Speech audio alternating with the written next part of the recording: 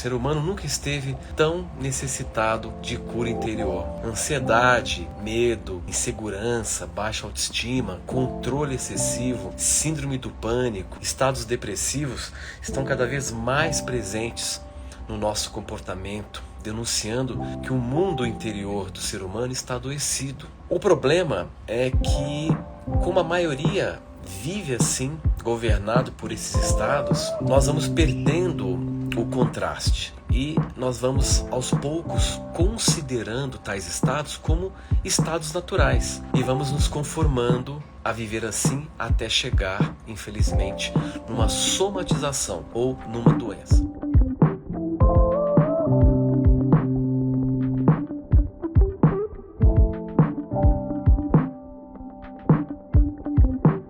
Muito bem, então vamos começar o nosso assunto de hoje.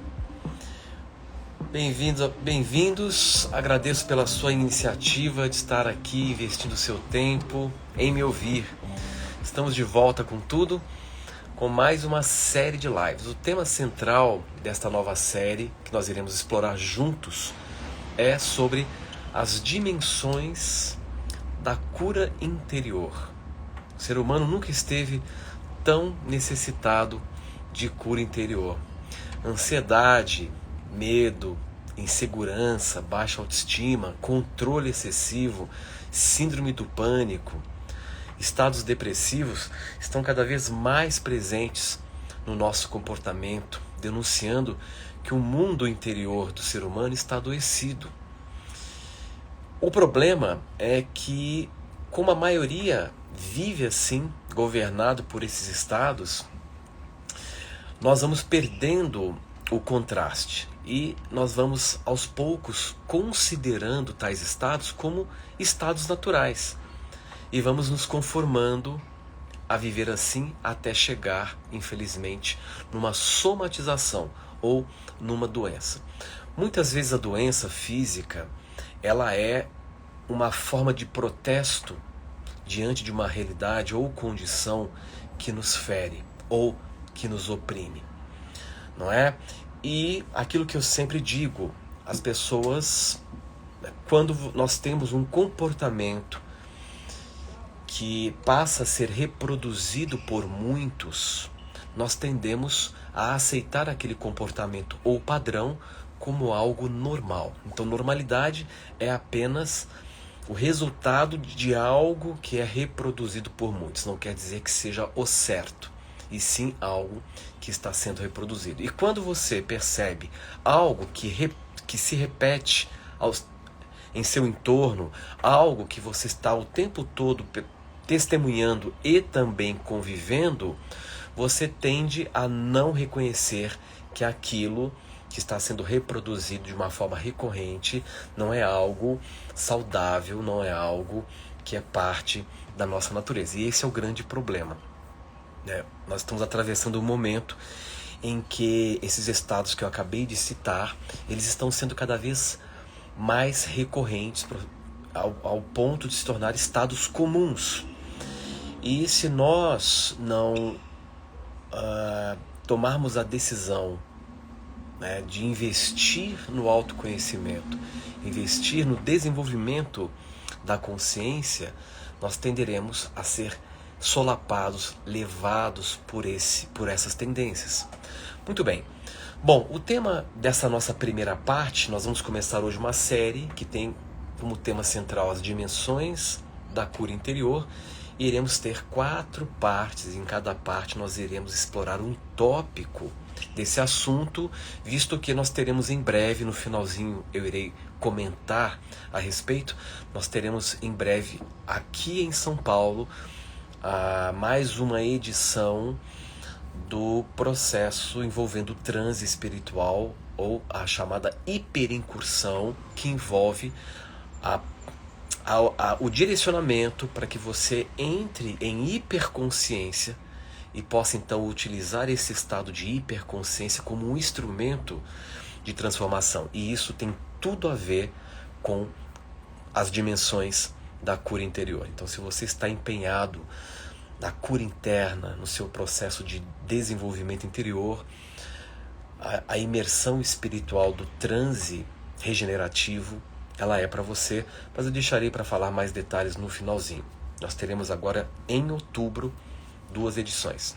Bom, o tema então dessa primeira parte da nossa série é a consciência como caminho. Eu fiquei muito inspirado a falar desse assunto porque na minha experiência de vida eu descobri que a nossa consciência, ela sempre foi o nosso caminho e, portanto, nós devemos reconhecer e trilhar este caminho da consciência de forma cada vez mais lúcida, de forma cada vez mais consciente.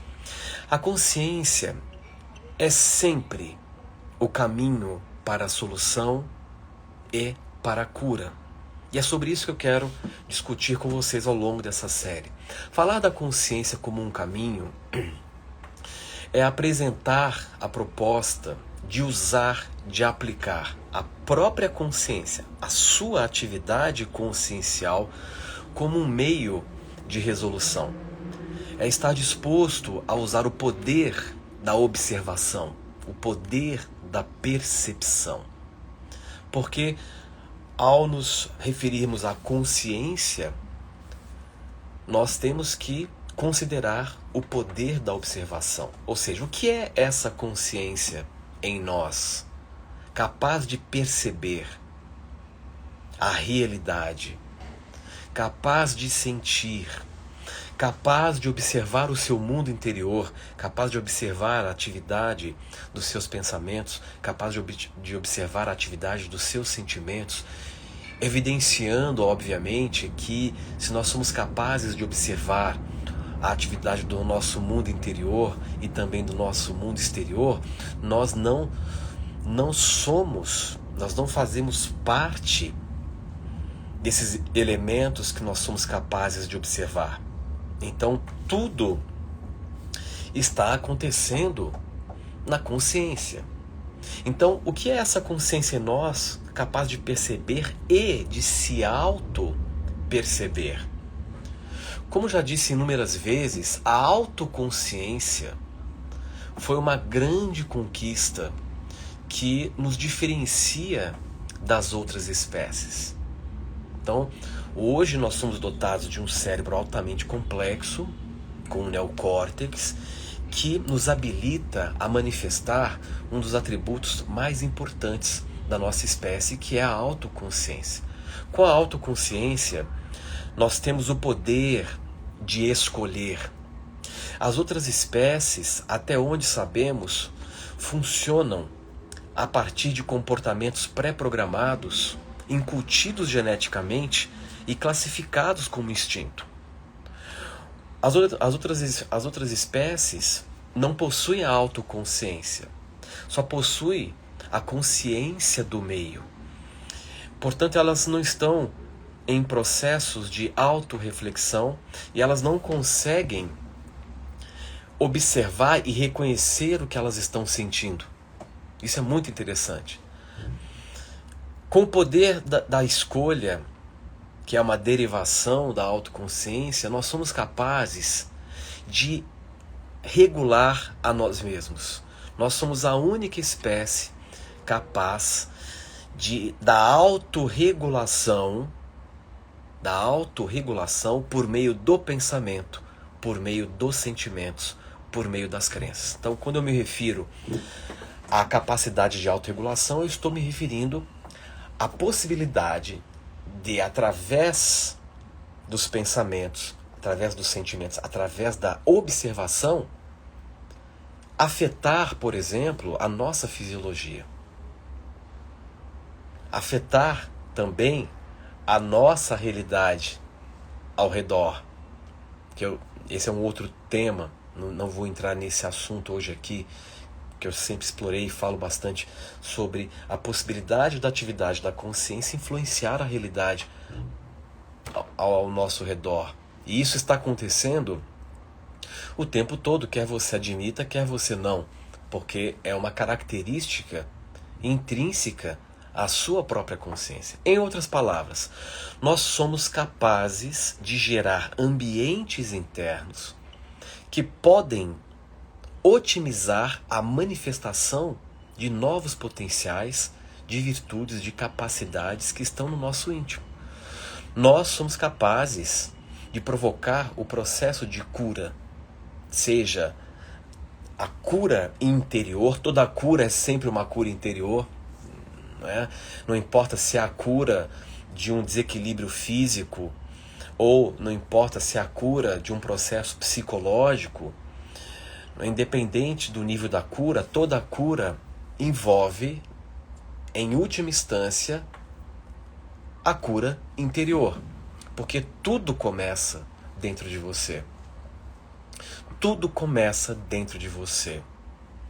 O meio exterior, nada no mundo exterior é capaz de te fazer feliz e nada no mundo exterior é capaz de te fazer sofrer. Você é o início da sua felicidade, como você também é o fim do seu sofrimento. É importante termos isso em mente. É um grande passo quando entendemos essa perspectiva que eu acabei de apresentar. Porque nada fora de você é capaz de te dar felicidade ou de te fazer sofrer. Porque o que interessa para a sua manifestação, veja bem, o que interessa para a sua manifestação é como você está percebendo o mundo ao seu redor. É como você está se percebendo. E você tem total liberdade. Nada é capaz de vetar a sua liberdade de escolha para mudar a forma como você percebe o seu mundo, para mudar a forma como você se percebe ou como percebe a si mesmo. Veja, ao longo desses anos todos, observando o ser humano, me observando, como facilitador, eu passei a minha vida inteira observando o ser humano, observando o comportamento e convivendo com os problemas humanos. São quase 30 anos lidando com isso. Então chega um ponto que nós desenvolvemos certas constatações a partir da experiência. Então, na minha experiência, eu constatei que há 2 tipos de pessoas no mundo. Você certamente está enquadrado em um desses 2 tipos. Há aquele tipo de pessoa que insere indignação no estado estabelecido das coisas. E esse tipo de pessoa é aquele que mais adoece internamente e, consequentemente, irá adoecer a sua própria vida. Isso está mais do que claro nas minhas observações, pesquisando, observando. Então a gente consegue ver o padrão e a gente consegue ver onde este padrão irá dar na vida daquele indivíduo. Então, o primeiro tipo de pessoa é aquela pessoa que está sempre inserindo indignação no estado estabelecido das coisas. E o segundo tipo de pessoa são aquelas que se permitiram entrar em alinhamento com a vida por escolha, e gozam de saúde integral. São seres humanos genuinamente saudáveis. Nós vamos depois traçar o perfil do que é ser um ser humano saudável.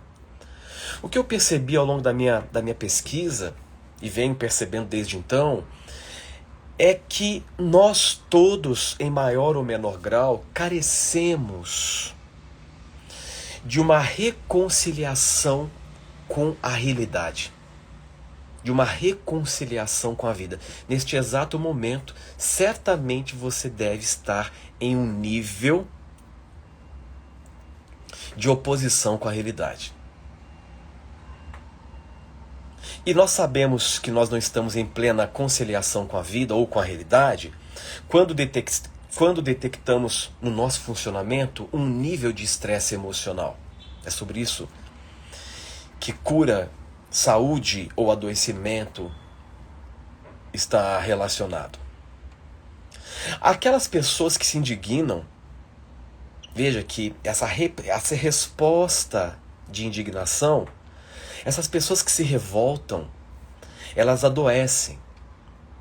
E toda pessoa que se indigna e toda pessoa que se revolta, logo que adoece o seu mundo interior, se tornam pessoas sem perceberem profundamente negativas. E essa indignação, essa revolta, muitas vezes vem da falta de disposição, de aptidão talvez, de lidar com o mundo como ele é, de lidar com as pessoas como elas são. E eu coloco que é uma certa falta de aptidão porque a nossa cultura, a nossa educação nunca se importou em nos ensinar a entrar num estado de equilíbrio com a vida para que nós pudéssemos manifestar a nossa potencialidade na sua totalidade. Nós iremos depois voltar sobre essa questão, mas a priori vamos estabelecer esse panorama, né, desses dois tipos de ser humano. Aquele que se indigna, que insere indignação no estado estabelecido das coisas, e aquele que está em alinhamento com a realidade, está em alinhamento com a vida. Agora, o que é um ser humano saudável na acepção mais pura do termo? O que é um ser humano que possui um mundo interior realmente saudável? Alguém que se sente pleno de entusiasmo, alguém que se sente pleno de energia, alguém que percebe que há um sentido aqui dentro, presente, regular. Alguém que goza de autoestima, de confiança e, sobretudo, de paz. Então, se nós pudéssemos traçar o perfil de um ser humano genuinamente saudável, nós veríamos um ser constituído dessas condições internas. Se sentir com energia, se sentir com entusiasmo. E quando eu me refiro a entusiasmo aqui, eu não estou me referindo à motivação, porque motivação é um processo distinto de entusiasmo. A motivação, ela é sempre condicionada a algo externo a você. Então você estabelece uma meta, aquela meta gera uma motivação, mas essa motivação dura até o atingimento daquela meta. Já entusiasmo é uma condição interna de quando se está alinhado. O entusiasmo ele é incondicional. Ele não depende de nenhuma situação exterior. E nós temos que evoluir do processo motivacional para o processo de entusiasmo. E o próprio termo do grego, né, enteo, em Deus, né, aquele que está cheio de Deus, ou de forma mais profunda, aquele que está preenchido de si mesmo. Esse é o significado genuíno de entusiasmado. Então, a polarização, a polaridade do entusiasmado ou do entusiasmo é aquele que está em si mesmado. Então, o estado, não é, de estar vazio de si e cheio do ego é o estado caracterizado como ensimesmado. E o estado de estar cheio de vida é o estado caracterizado como entusiasmo ou entusiasmado. Portanto, cada um de nós tem a condição de restaurar este estado de saúde. E para entendermos o caminho de restauração dessa saúde interior, nós precisamos discutir sobre as dimensões da cura interior. Então as pessoas saudáveis, elas se sentem sempre muito vivas e consequentemente elas produzem e elas se sentem na condição de realizar. Já aquelas que inserem indignação no mundo, aquelas que se colocam como juiz dos outros, aquelas que se colocam como juiz da realidade e até como juiz de si mesmas, já falei tantas vezes isso, que nós não estamos aqui para ser juízes, nós estamos aqui para viver. Essas pessoas que estão sempre se indignando, se sentindo injustiçadas pela vida, pelos outros, pelo sistema, etc., elas se tornam pessoas muito tóxicas, que se intoxicam, elas vão se intoxicando e exalam a sua toxina psicoemocional no ambiente, se mantendo como um polo ativo de negatividade, porque a pessoa tóxica é aquela pessoa que ela não percebe que ela está num estado de negação da realidade. Ela está negando a realidade como ela é, porque ela tem uma ideologia na cabeça, e toda vez que a realidade frustra aquela ideologia de como as coisas devem ser, ela entra em negação, e essa negação a coloca numa posição interna de negatividade, e ela então passa a ser um polo de produção de sentimentos negativos. E os sentimentos negativos, eles vão se acumulando e aos poucos vão nos adoecendo. Vamos entender primeiro a dinâmica do adoecimento interno, para depois trilharmos o caminho e o entendimento da dinâmica envolvendo a cura interna, a cura interior. Essas pessoas, como polos ativos de negatividade, elas não se permitem, olha que curioso, elas não se permitem entrar em equilíbrio com seu mundo interior e, sobretudo, com o mundo exterior. E o termo aqui realmente é esse, elas não se permitem. E é muito mais simples entrar em equilíbrio com o estado estabelecido das coisas. É muito mais simples. Mas até aí há uma série de fatores internos que colocam a pessoa num nível de resistência em que elas se tornam opositores da própria vida. Elas se tornam opositores da realidade. Então tais pessoas são dificílimas, porque elas vivem presas no orgulho, que as impedem de contatar o mundo como ele é. Esse estado de equilíbrio que podemos entrar, que é um estado maravilhoso, que vai envolver uma humildade tremenda, e aqui humildade é simplesmente, né, qual é a diferença, qual é a definição nesse contexto mais espiritual do estado de orgulho e do estado de humildade? Orgulho é o exercício de ser algo para o exterior. O orgulhoso, ele está no exercício das suas próprias ideologias e exige que o mundo seja de acordo com a sua ideologia. E este mesmo orgulhoso, ele também está no exercício de ser para o mundo.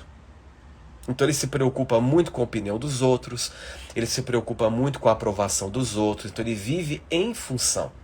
Não tem nada mais adoecedor do que esse exercício do orgulho. Agora, o que é a humildade? A humildade é o exercício de ser real para si mesmo. A pessoa que conquistou a humildade, que é uma grande qualidade espiritual, ela está na prática de se alinhar com o real. E ela também está na prática de ser real. Ela exercita este movimento maravilhoso de ser cada vez real para si mesmo. E ela também está no exercício de estar em equilíbrio com o real. E quando eu falo o real, é o quê? Estar em equilíbrio com aquilo que pode ser agora. A sua realidade é o que pode ser agora. Então você tem duas opções. se revoltar, se rebelar por achar que, né, você não deveria estar ali vivendo aquilo. Tudo bem. Mas até para você extrapolar, transcender aquela realidade que lhe causa insatisfação, primeiro você terá que ser muito humilde para reverenciá-la, entrar em equilíbrio para dar um passo adiante e ir além daquela situação e manifestar algo melhor do que aquela situação. Então, quando eu falo estar em equilíbrio com a realidade, com o real, é isso. Estar em equilíbrio com o que pode ser agora. Não adianta se rebelar, não adianta entrar em oposição, porque onde já se viu, que injustiça, eu sou uma pessoa tão boa, por que eu estou passando por isso? Por que a vida está fazendo isso comigo? Só estou reproduzindo o discurso interno do povo. O povo é assim. Fica nesse discurso. E notem que nesse discurso que eu acabei de exemplificar, o indivíduo ele está sempre culpando alguma coisa. Ele está num processo de indignação, de negatividade interior e está se tornando um polo gerador de sentimentos negativos. Como consequência, ele ficará preso nesse ciclo vicioso até que ele ceda. Ou ele vai ceder pelo caminho da inteligência, pelo caminho do autoconhecimento, que é o que nós estamos propondo aqui, através de uma lucidez maior. Ele então percebe que ele é um agente causal na sua própria vida e ele resolve mudar o seu posicionamento ao constatar que vale muito a pena restabelecer uma relação amistosa com o seu momento presente. Isso traz muita cura. Na minha vida, eu posso colocar o maior ponto de mutação que eu provoquei, o momento em que eu realmente mudei completamente a minha dinâmica, foi numa fase extremamente crítica, em que na manutenção, na sustentação de uma atmosfera pacífica e de profunda reverência por aquilo que poderia ser no meu momento, eu criei as condições para que o canal se abrisse, para que essa inteligência mais profunda em mim, que é a própria inteligência da vida, me usasse como instrumento para afetar a minha realidade. Então eu deixei de ser um guerreiro, eu deixei de ser um opositor para ser amigo do meu momento, para ser o principal aliado da vida. E é aí que começa todas as curas, seja em que nível for. Seja em que nível for. Então, é muito importante transitar desse estado orgulhoso para esse estado da humildade legítima. Esse estado de equilíbrio que nós podemos entrar, que requer essa humildade de se alinhar com o que pode ser agora, é um estado delicado de gentileza com a vida e consigo próprio. Há que se ter a disposição de ser muito gentil com a vida. Há que se ter a disposição de ser muito gentil consigo mesmo. Para entender as dimensões da cura interior, nós precisamos abordar primeiro sobre os sentimentos negativos que geramos e os meios que usamos para nos defender de tais sentimentos.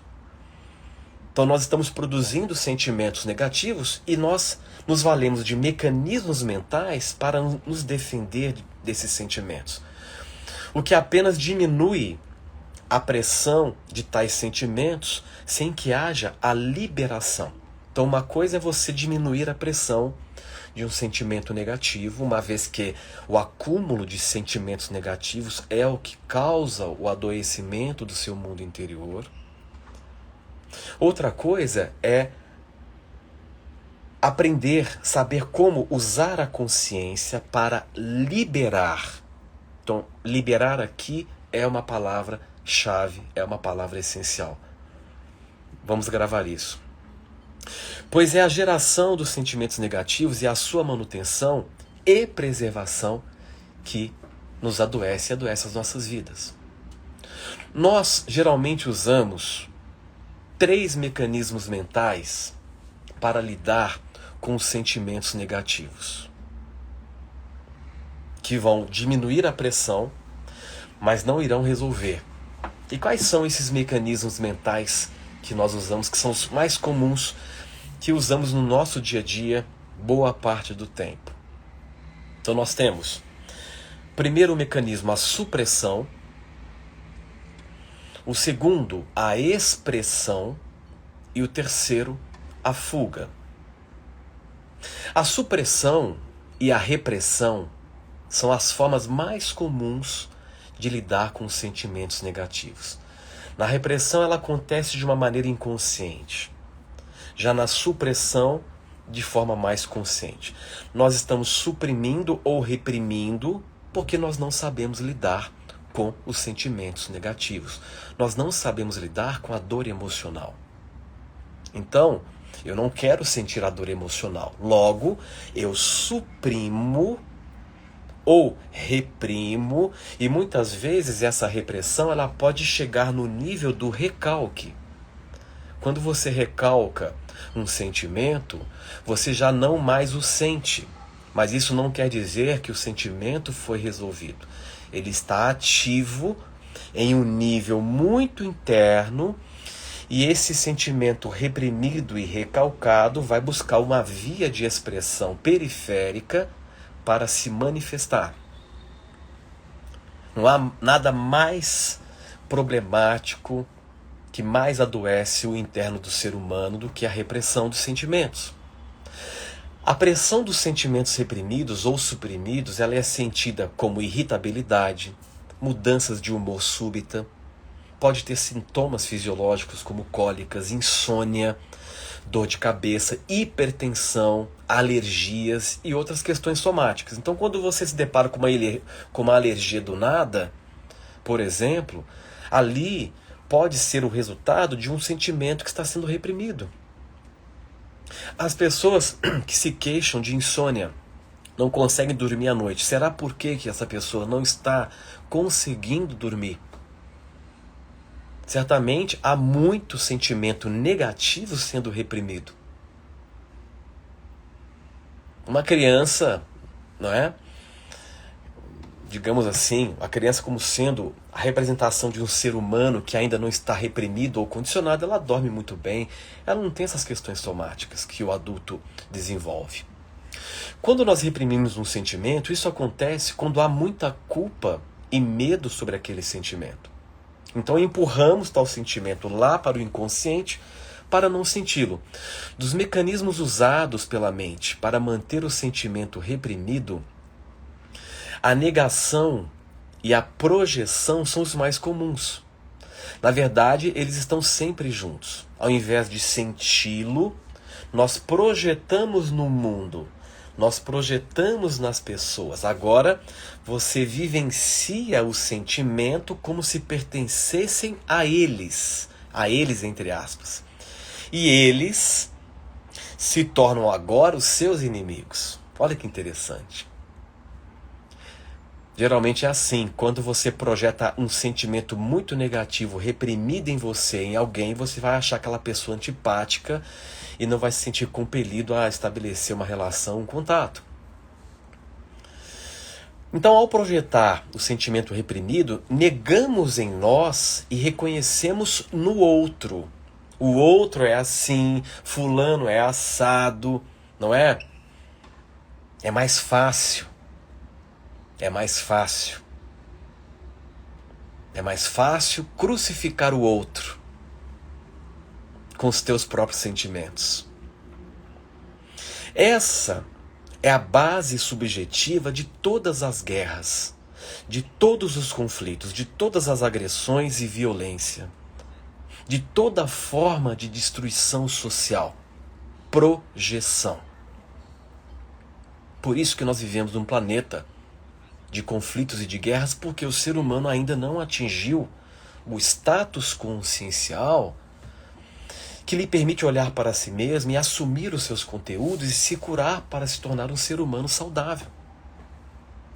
O outro mecanismo é a expressão. Então nós estamos primeiro abordando os mecanismos mentais para lidar com os sentimentos negativos. Então nós falamos de supressão, repressão, são dois lados de uma mesma moeda, né? Lidamos com a repressão através da projeção ou da negação. E o outro mecanismo é a expressão. Expressão representa falar os sentimentos ou expressá-los no corpo pela linguagem corporal. Freud, na psicanálise, ele apontou a supressão como causa da neurose.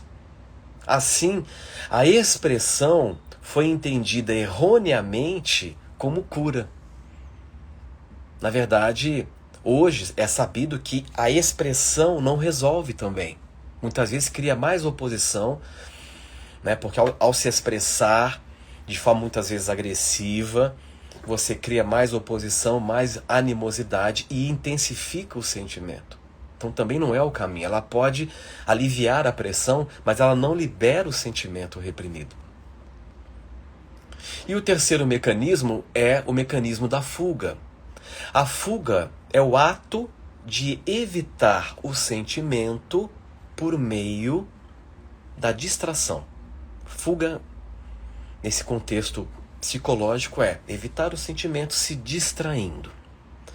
Então a fuga é a espinha dorsal das indústrias de entretenimento e de bebida.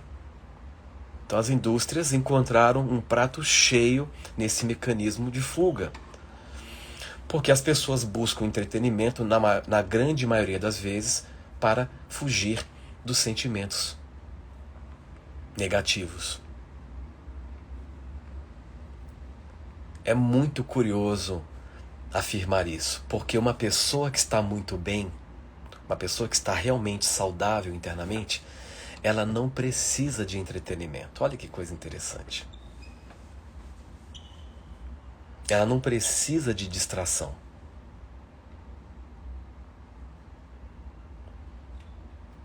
E a fuga também é o caminho para os viciados em trabalho.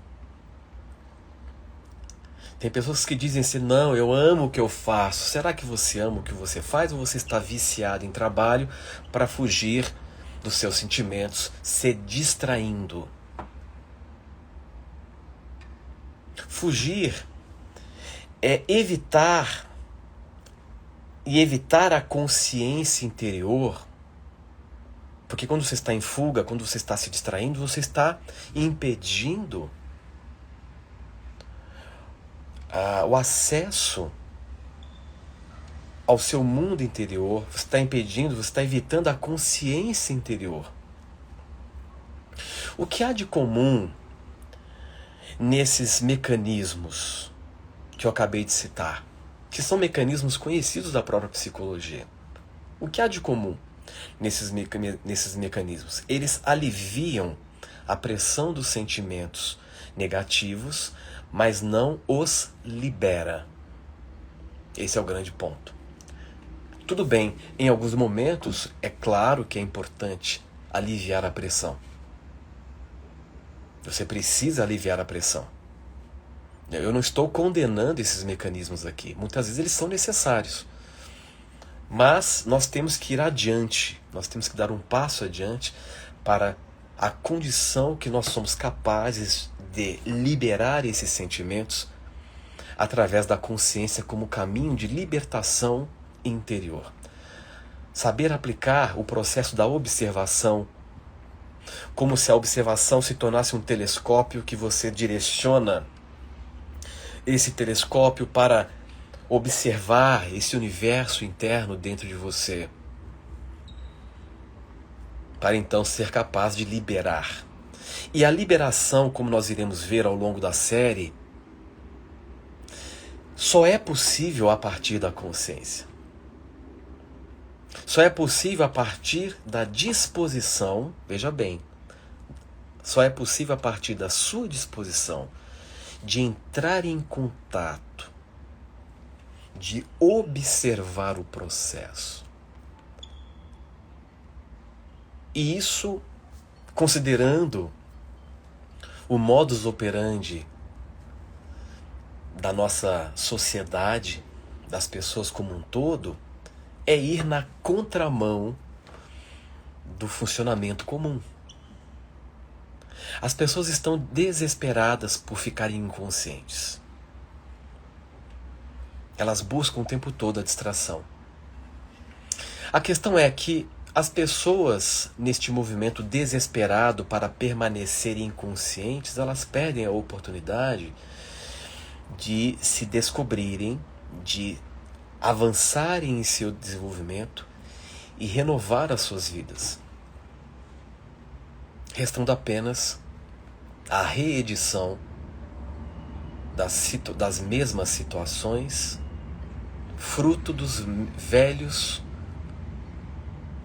e antigos dramas. Como então liberar tais sentimentos para catalisar a nossa cura? Qual é o princípio? Veja, nós estamos hoje fazendo uma introdução, nós vamos ter aí muitas partes para dedicarmos com detalhes sobre esse processo. Primeiro, nós temos que compreender a relação entre corpo, mente e espírito, ou corpo, mente e consciência. Vamos entender primeiro essa relação, né? Eu vi aqui um comentário, né? A Rita colocou que buscam a distração para sair do sofrimento, mas distração em si já é um nível sutil de sofrimento. Por incrível que pareça, né? Curioso. Toda experiência que você vive, sendo ela interna ou externa, vamos entender isso. Toda experiência que você vive, sendo ela interna ou externa, está acontecendo dentro de você e não fora. Acontece na consciência. As interpretações acerca da realidade são mais importantes para o seu funcionamento do que a própria realidade na determinação do estado em que vivemos. Porque suas interpretações se tornam filtros que irão construir uma percepção sobre o mundo.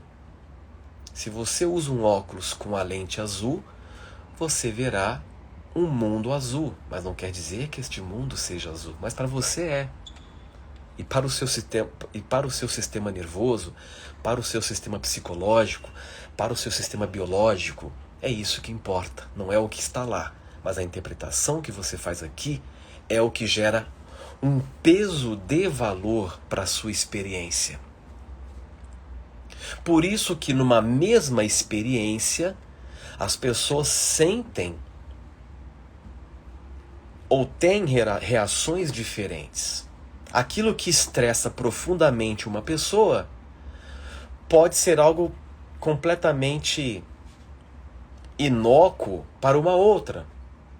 Porque nós traduzimos a realidade, a vida, de modos distintos. O corpo, ele não experiencia a si mesmo. Um braço não consegue experienciar a qualidade de braço. A experiência das sensações do corpo se dá num outro campo que é a mente. A mente também não pode experienciar a si mesma. Todos esses pensamentos e sentimentos são experienciados num campo ainda mais forte, que nós podemos chamar de campo de consciência, que é um campo muito mais potente. E é por causa da consciência que nós estamos experienciando o que acontece na mente. E essa é a base da anestesia. Quando nós removemos a consciência a partir de um anestésico, não registramos mais a experiência da mente e logo não registramos também a experiência do corpo. A consciência em si, ela é experienciada num campo infinito chamado de consciência da consciência. Sem abstrair muito, eu só expliquei isso para a gente entender uma coisa. Então, assim sabemos que o que está acontecendo na consciência, nós temos, por causa da consciência, nós sabemos o que está acontecendo na mente. Por causa da mente, nós sabemos o que os sentidos do corpo estão nos avisando sobre o corpo. Onde eu quero chegar? Com essa explicação, nós podemos ver que o que realmente somos está a várias camadas de distância do corpo. Quando você sente algo no seu corpo, olha que coisa curiosa. Quando você sente algo no corpo, seja uma dor, seja, enfim, qualquer sensação, eu sei que você acredita e realmente acha que aquela sensação está no corpo. Mas aquela sensação não está no corpo, porque o corpo é insensível. Aquela sensação é sentida na mente a partir da sua consciência. Portanto, aquela sensação no corpo é uma experiência na consciência e não no corpo. E esse é o princípio para começar o seu processo de cura. Quando você entende que você experiencia tudo na consciência. Portanto, para se curar de algo, para provocar a cura interior, você precisa focalizar a experiência na consciência. Nós iremos depois falar com mais detalhes sobre isso. Então, para começar o processo de cura interior, nós precisamos focalizar a experiência na consciência e observá-la. Mas antes disso, nós precisamos romper com um mecanismo de reforço coletivo, a programação coletiva por meio da consciência como caminho. Sair da programação coletiva envolve amplificar a consciência do próprio meio que você está inserido. Aí eu te pergunto, como eu amplifico a minha consciência do meio no qual eu estou inserido? O que eu quero dizer é, como eu consigo observar o mundo em perspectiva, sem estar profundamente absorto ou profundamente identificado com esse mundão aí fora. Qual que é o princípio da amplificação da consciência? E aqui, agora, para quem já me segue, vocês vão entender o porquê que eu falo tanto de neutralidade. A única forma, ou a priori, o primeiro passo para você amplificar a sua consciência na realidade, para ter mais consciência da própria realidade, é a prática da neutralidade consciente. A consciência se torna o caminho, a consciência se torna o caminho em você por meio da neutralidade consciente. Quando você está numa condição mais neutra, você deixa de se perceber como aquele que está no campo para se reconhecer como sendo o campo. Muitos pesquisadores colocam isso.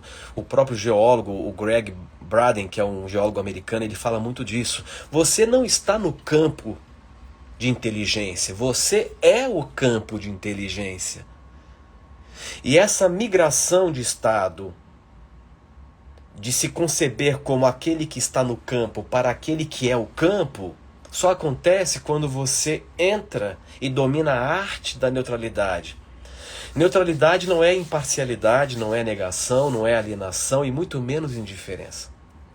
Neutralidade é o estado que emerge quando você sustenta o fluxo de observação deste mundo a um nível tal que você deixa de absorver o mundo ao mesmo tempo em que você está apto e pronto para a próxima ação óbvia.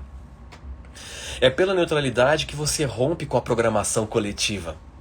Sempre que você se indigna, você está a serviço da programação coletiva. Você se torna o combustível para a programação coletiva continuar rodando em você. O outro ponto requer um movimento de desapego que só será possível quando você se estabelecer num certo nível de neutralidade. E esse desapego, ele envolve aquilo que eu venho trabalhando já há vários encontros, envolve a arte de desconstruir os rótulos que canalizam a energia mental de bilhões de mentes para aquela situação. Então, nessa primeira parte, eu tracei o panorama geral do nosso assunto. Aqui eu estabeleci alguns pressupostos, expliquei alguns conceitos que nós iremos então avançar nos nossos próximos encontros, nas nossas próximas lives, né? Inclusive nessa quinta-feira, no mesmo horário, às 20 horas, nós teremos a segunda parte da nossa série com o tema Dimensões da Cura Interior. E aproveitando aqui o finalzinho, queria reafirmar aqui com vocês o convite para esse grande evento de cura interior que vai acontecer no dia 29 de outubro, que é a imersão envolvendo o transe espiritual, né? O transe espiritual ou a hiperincursão, né? Então é um evento de um dia todo em que nós iremos juntos provocar este momento de hiperconsciência para que a inteligência mais profunda em você lhe use como um instrumento de transformação e da sua própria cura. Então, para aqueles que tiverem interesse, depois cliquem no link aqui na bio para falar com a equipe, para ter mais detalhes. Será em São Paulo, capital. É um evento 100% presencial, não há como realizar um evento desse online, porque as pessoas entram em estados alterados de consciência, tem toda uma equipe para trabalhar essas pessoas. Então é um evento realmente voltado para a transformação. Já no dia 5 de novembro, que vai ser o sábado seguinte, a hiperincursão DNA 1, nós teremos a edição da hiperincursão DNA 2, somente para aqueles que fizeram a hiperincursão DNA 1, porque nós iremos trabalhar uma outra dimensão da nossa constituição, que é a polaridade em nós, da nossa consciência, o nosso lado sombra. Iremos trabalhar essa dimensão tão antiga, tão profunda, que nos dá potência, nos dá força de realização, que cuida dos pilares da nossa vida material, afetividade, sexualidade, prosperidade, saúde, enfim. Então vai ser também um dia todo imersos em uma série de sensibilizações conduzidas por mim e a minha equipe. Então, para você também que sentiu o chamado para participar da hiperincursão DNA 2, clique depois no nosso link aqui na bio, no Instagram, para fazer suas inscrições. Vale lembrar que são vagas limitadas, as vagas se extinguem muito rapidamente. Então, se você sentiu o chamado, não perca tempo, dê esse passo rumo à sua própria cura. E, também aproveitando, nós teremos também uma edição da hiperincursão DNA 2, DNA 1 no Sul, aliás, em Santa Catarina, em novembro. Depois, ao longo das lives, eu irei falar dessa edição lá para Santa Catarina.